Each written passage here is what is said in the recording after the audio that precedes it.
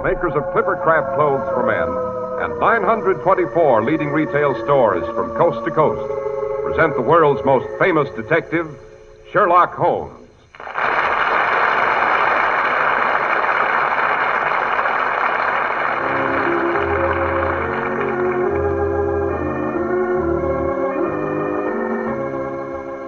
Our stories are based upon the character of Sherlock Holmes, created by Sir Arthur Conan Doyle. Sherlock Holmes is portrayed by John Stanley, Dr. Watson by Alfred Shirley, and the dramatizations are by Edith Meiser. Once again, we find ourselves in front of Dr. Watson's crackling fire. Just a moment, Mr. Harris, just a moment till I put on a fresh pine knot so our listeners can really hear it.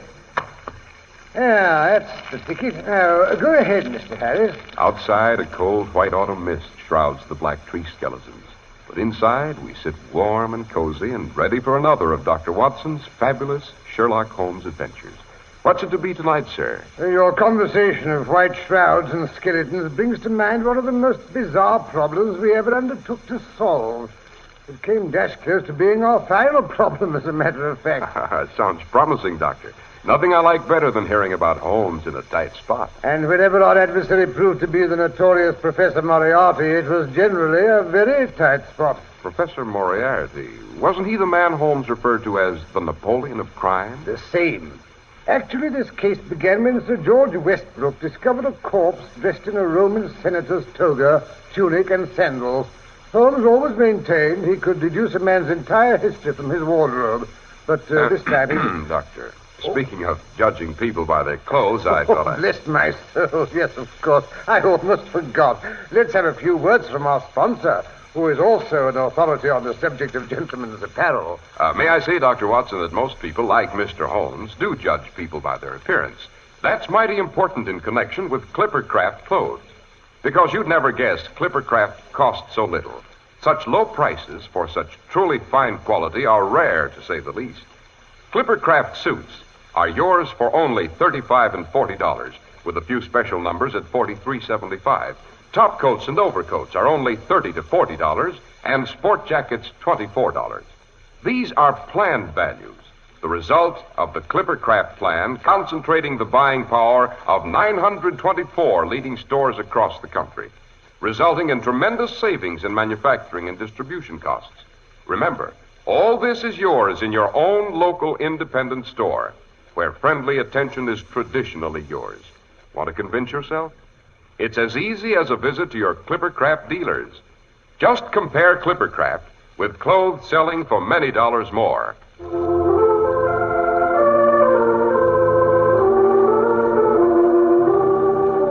And now, Dr. Watson, to get back to the gentleman in the Roman toga. All right, Mr. Harrisman. It all began on a freezing winter morning.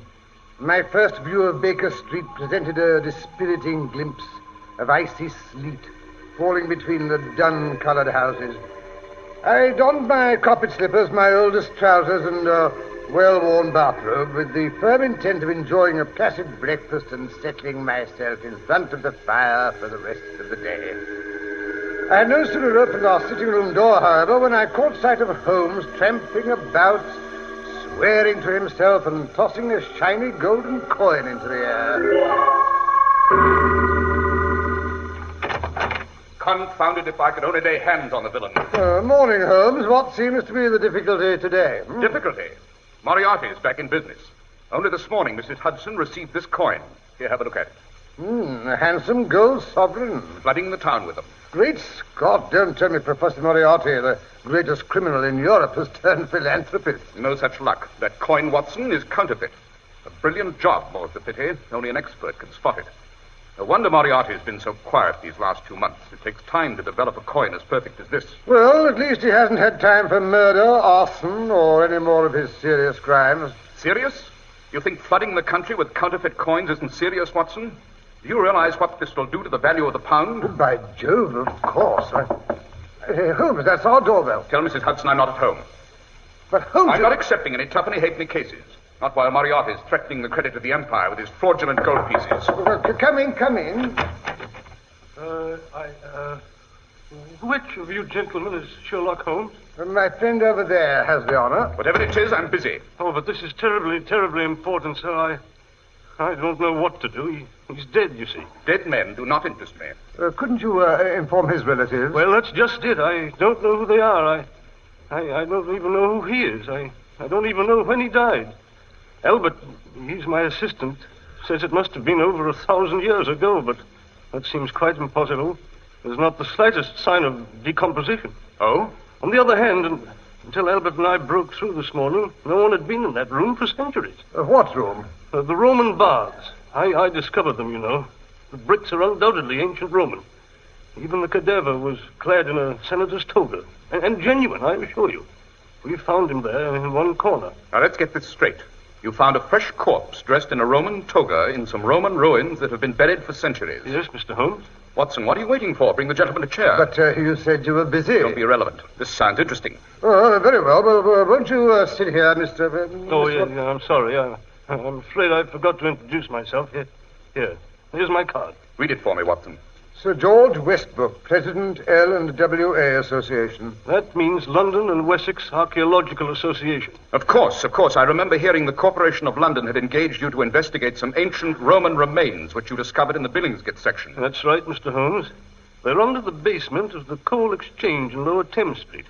Albert and I have been burrowing away down there for over a month. This morning, we broke through the final bit of brickwork and emerged into a large subterranean chamber.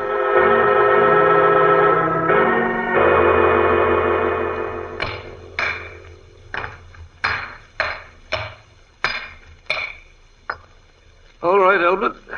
I think the opening's big enough. Here, give me the lantern. I'll go through first. Yes, sir. Why, Sir George, your hand is shaking. Is it any wonder? I'm excited, Albert. Unless I'm very much mistaken, we've unearthed some baths that were built by the early Romans. Yes, well, come along. Careful. Don't tear your clothing. I say, sir, it is a biggish room, isn't it? Splendid, Albert, splendid. Look at that ceiling, will you? In almost perfect condition. Hello, what's that in the corner over there? Looks like a heap of white cloth. No, there's a leg sticking out of it. Good Lord, it's a body. We'd best have a look at it, sir. Yes, but be careful. Don't touch it. Don't touch anything. What's that white thing he's got on? Why, it's a toga, Albert. A Roman toga. It's sopping wet, sir. If you ask me, he's been drowned.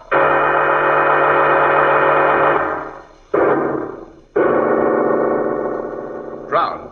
Did you say drowned, Sir George? That's right, Mr. Holmes. No, but that's impossible. There hasn't been any water in those baths for over 1,000 years. Interesting. Very interesting.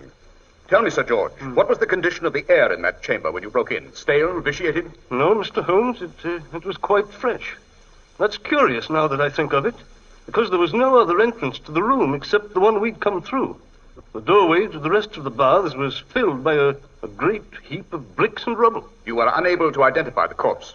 As a matter of fact, we didn't do any further investigating. Albert was quite overcome by the sight of the body. I'm afraid he's never been very strong about such things since the time that mummy disintegrated in his arms while we were working on those pre-Hellenic excavations in Crete. I sent him home and came straight here to consult you. You mean you left no one behind to guard the body? No, Mr. Holmes. What? Where's my hat? Where's my coat? Watson, don't just stand there. There's no time to lose.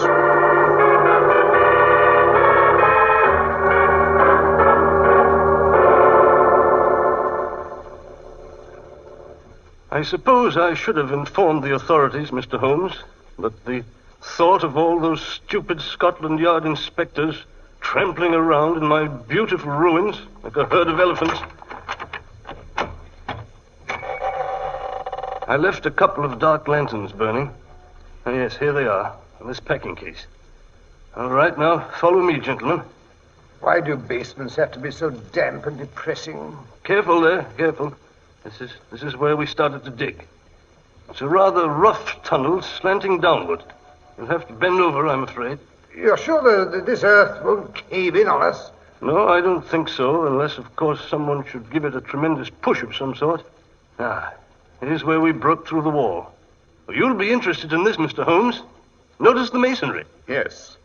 Yes, the bricks are undoubtedly Roman. Let's see. They measure 9.5 inches long by 4.5 inches broad and only 1 3/4 inches thick. Not unlike those of the Roman baths at Roxeter. Except that there, the tiles are a mere 1.5 inches thick and measure 16 inches by 12. Oh, really, Holmes? Did we come here to discuss bricks or inspect a body? Never neglect an opportunity to increase your store of knowledge, Watson. Oh, and stuff my brain with a lot of useless tittle-tattle? Not me.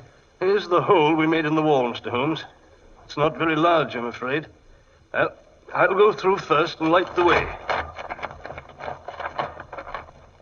Now, gentlemen, if you'll follow me. I'll go next, and you can bring up the rear, Watson, with the other lantern. Now then, Watson, alley open. Don't be in such a rush.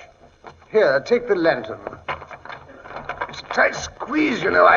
Hello, I think I'm stuck. If you'll pull his other arm, Sir George. Right.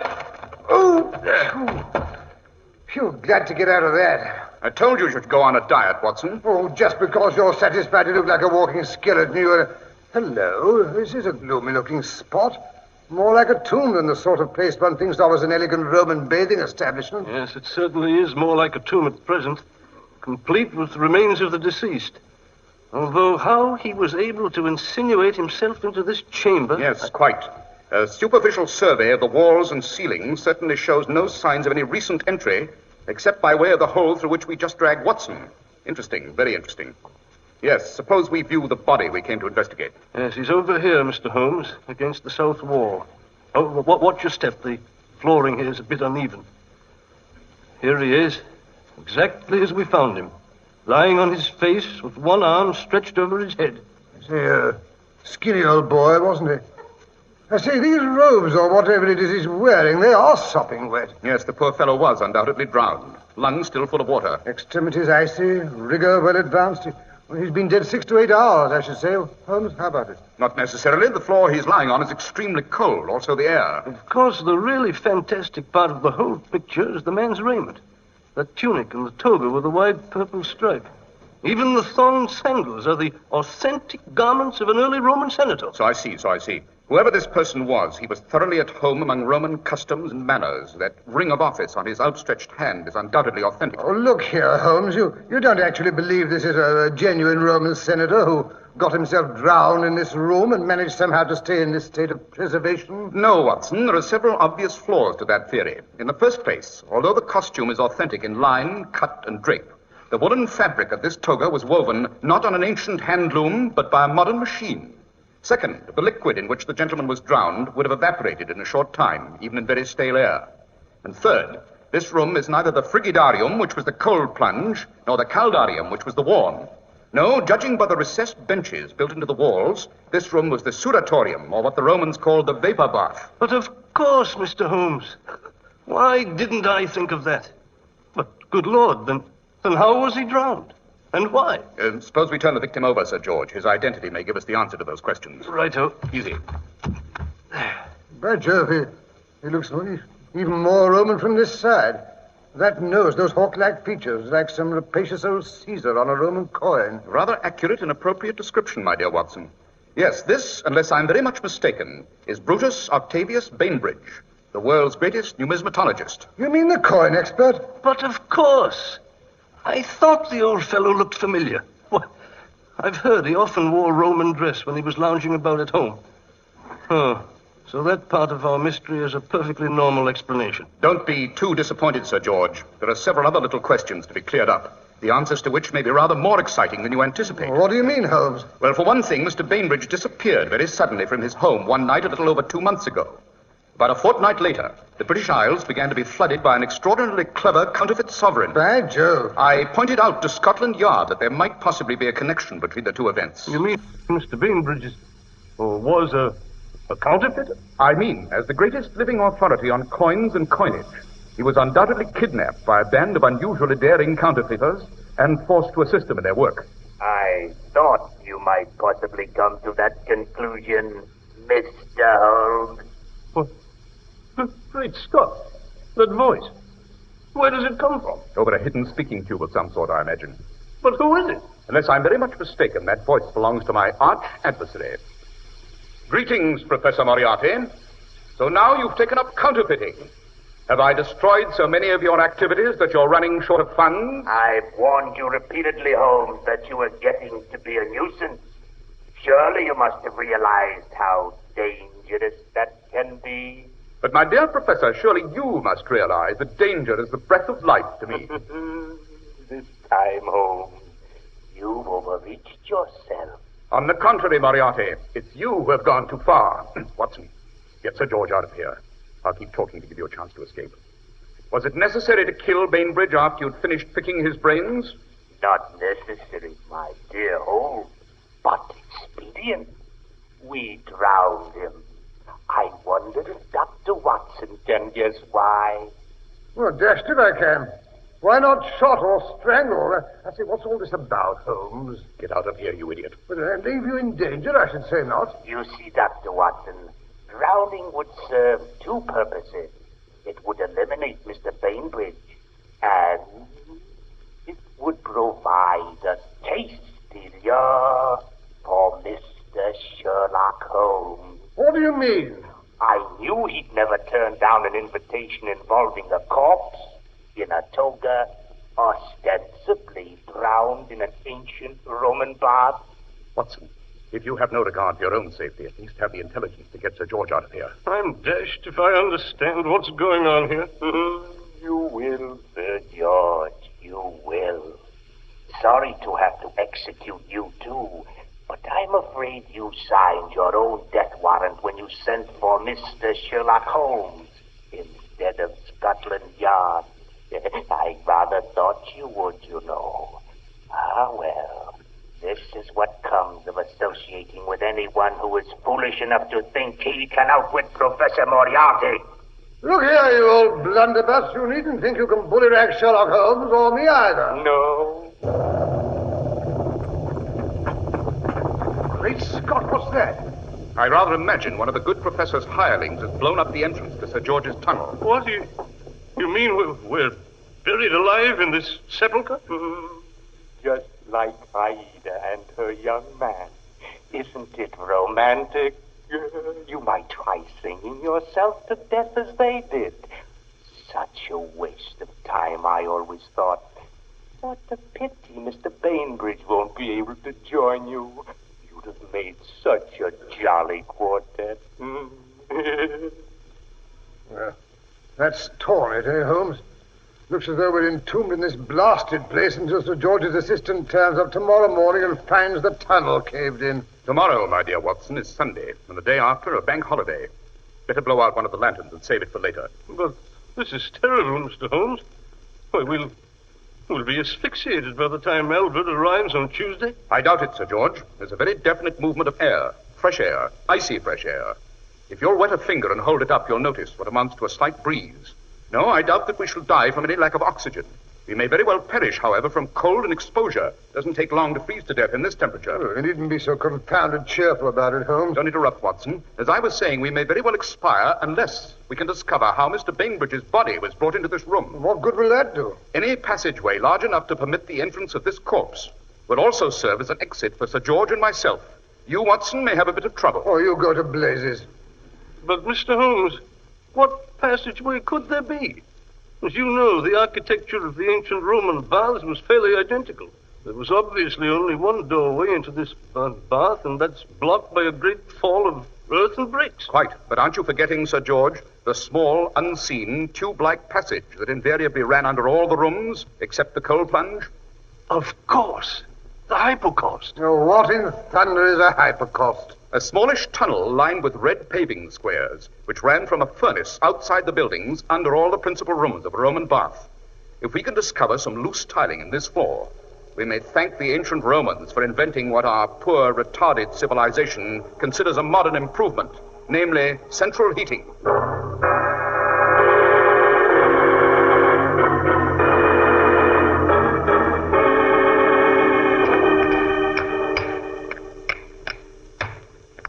Oh, it's discouraging. I've dug up 24 spots. Cheer up, Watson. At least the activities kept you from freezing to death. Yes, it's ruined my trousers. Good thing I was wearing my old suit. I say, the light's getting dimmer. Holmes, the second lantern is about burnt out. Keep digging, Watson. It's our only chance. I say, Mr. Holmes, could you come over here a minute? I think I've found a sort of grating under this last batch of bricks. Good Lord, let's see. Yes. Yes, we found it. Watson, help me with these bricks.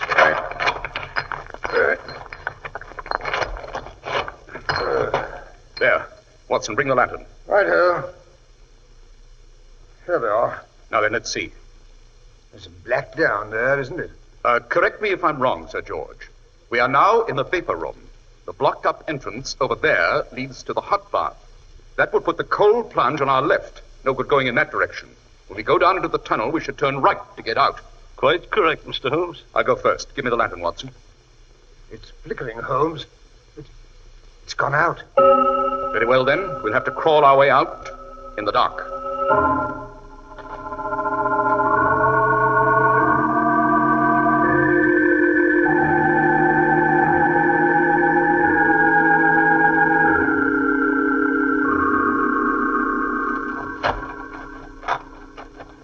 I feel as if I'd been crawling like a snake for hours. Stop complaining, Watson. At least we're not sealed up in that vault. Well, maybe not, but I can't say this is any great improvement. Oh, I don't ask to stand upright. If I could only get to my hands and knees for a moment. There's a shallow pool of water here. How jolly. I could use a bath, only I'd just as soon not have ice water, you know. Save your breath. How are you getting along, Sir George? I'll manage. What? Now what? Something ran over my hand. Probably a sewer rat. Delightful. Maybe we could take it home for a pet. Quiet, Watson. I think we've reached the end of the tunnel. Yes. It opens out. You mean I can finally get up off my stomach? Yes, give your hand. Oh, I think my back is permanently bent. Hello? There are some steps here. Steps going up. And the door at the top. It's open a slit. Yeah, there's a light. Well, there must be another entrance at ground level. Yes. Follow me and be very quiet. Better have your revolver handy, Watson. This may well be the most dangerous part of the entire adventure. Easy now. Let's have a look through the crack before we open the door. It's a large, bare-looking place. What's all that machinery? Those are melting furnaces, presses, weighing apparatus, rolling machines. And on the far side are the acid and water baths in which Bainbridge was undoubtedly drowned. In short, you see before you a very complete mint for the coining of counterfeit money. Mr. Holmes, who's that sinister-looking man stepping out of the shadows? There. Look, he's adjusting a jeweler's magnifying glass in one eye. Now he's hunched over a pile of golden coins. Good Lord. His head oscillates from side to side like a snake. Enjoying the fruits of your labor, Moriarty? You, Holmes! You didn't expect us to return your call quite so promptly, eh, Professor? Don't bother to reach for that acid. Watson has you covered. Better put your hands up. That's right. Now, you'll come around that table. Slowly. That's right. I have a little present for you. A pair of bracelets that... Holmes, he's going through the window! Shoot, Watson, shoot, confound it. I can't. Why not? Well, blast it all, you asked me out of the house in such a dither this morning I forgot to slip my revolver into my overcoat pocket. Don't look so crestfallen, Watson. I'm rather relieved we didn't get the handcuffs on the professor. Once he's safely behind bars, I'll have no opponent worthy of my talents. I should probably die of sheer boredom. You mean sheer conceit?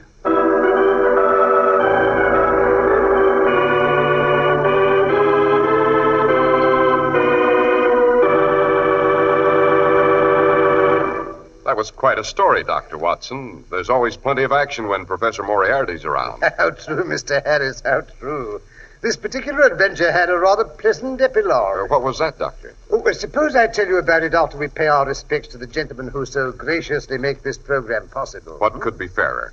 You know, the thing you remember about Clippercraft clothes is not their low prices. Not until you're ready to buy again, that is. What you really live with is Clippercraft's superb styling, the perfect fit, fine tailoring, and long-wearing fabrics.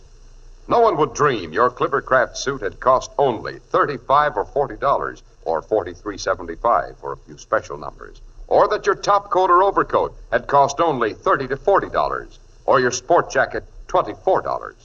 No, these exceptional values are made possible by the unique Clippercraft plan. concentrating the buying power of 924 leading stores across America, bringing these fine clothes to you in a pleasant atmosphere where you get friendly, personal attention. Selling beautifully tailored, expensive clothes at inexpensive low prices at the nation's finest stores is the great big idea behind the Clippercraft plan. That's why men who know insist on Clippercraft clothes. So be sure to visit the Clippercraft store in your city. The leading stores in the metropolitan area that bring you Clippercraft clothes are Saks 34th, Broadway at 34th Street, Manhattan, Abraham & Straus, Brooklyn, the Boulevard Men's Shop, Kresge, Newark, New Jersey, and the B&B Clothes Shop, 16408 Jamaica Avenue, Jamaica. These great, courteous, and friendly stores are proud to add their names to that of Clippercraft in the label of your suit, top coat, sports jacket, and overcoat.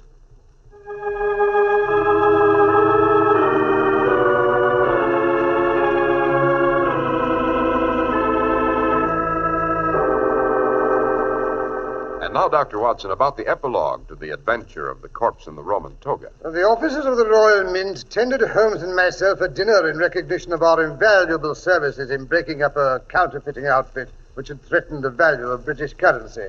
Holmes received a large illuminated scroll and a sizable check. Always acceptable, eh, Dr. Watson? Yes, quite so. I was presented with the priceless Roman ring of office, which we had found on the dead man's finger, and a magnificent copy of Vitruvius de Architectura. On the flyleaf in Holmes' handwriting was the inscription, "One never knows what bit of useless tittle-tattle may save a man's life." The chapter on the Hypocaust was underlined. Got you that time. And now, Dr. Watson, I wonder if you'd like to give us a hint about next week's story. Well, next week, I think I'll tell you how Holmes and I found a man shot under a smashed streetlight. All the evidence pointed in one direction, but the victim had been shot at point-blank range, and there was only one wound, but we heard two shots. Holmes always referred to it as the case of the well-staged murder.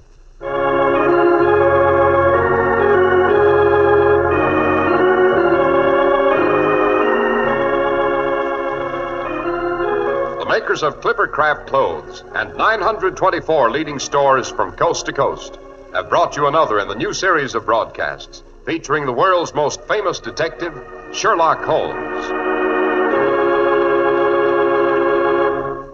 Sherlock Holmes is produced and directed by Basil Lochran, with special music by Albert Berman.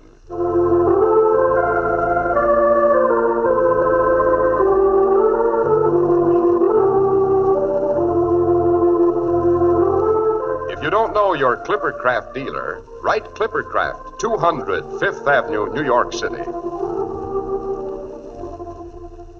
Hunger and starvation are the enemies of civilization and democracy. It's up to every American, man, woman, and child, to save a little food every day. In that way, the people of Western Europe can be helped in their fight for decency and freedom.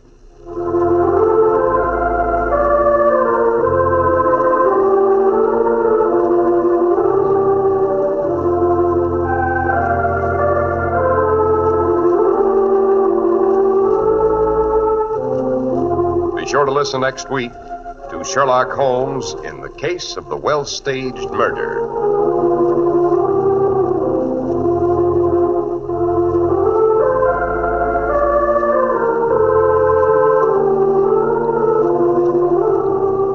If you'd like to attend the Sherlock Holmes broadcasts in New York, see your local Clippercraft dealer, and he'll tell you how to obtain your tickets.